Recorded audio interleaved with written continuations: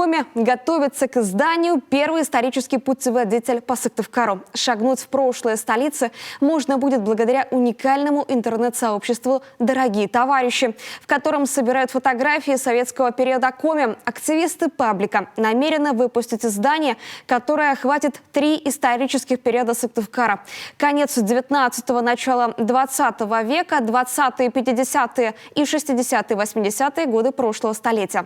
Маршрут пройдет по знаковым местам города, связанным с его возникновением и развитием еще в составе Вологодской губернии, а после и в советский период. Будем строить его на фотографиях, но исторических. То есть мы увидим город, каким он был, и будем сравнивать его с реальностью, которая вот нас в данный момент окружает. Это первое. Во-вторых, там будут картины художников, представленные Национальной галереей. У нас мало знают картины о Сыктывкаре.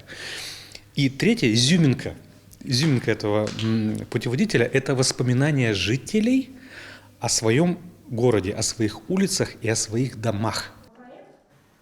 По словам авторов проекта, уникальность путеводителя будет в том, что он позволит взглянуть на прошлое города глазами сразу 3 поколений сыктывкарцев. К тому же подобные современные издания о Сыктывкаре еще не издавались. Если сейчас мы зайдем в любой книжный магазин, где обычно путеводители ищут, либо в библиотеку, мы там ничего не увидим. Особенно из современного, актуального вообще ничего. То есть в печатном виде путеводитель по городу с конкретными маршрутами, они нужны, и мне кажется, они будут востребованными. Путеводитель «Сыктывкар от и до» – это совместный проект Национального музея Коми и сообщества «Дорогие товарищи». Свой вклад уже внесли студенты Сыктывкарского университета, которые разработали дизайн путеводителя. Также к работе подключились и ведущие краеведы республики, и просто любители истории. К слову, внести свою лепту в создание путеводителя может каждый житель Сыктывкара, предложив старые фотографии улиц и дворов столицы Коми.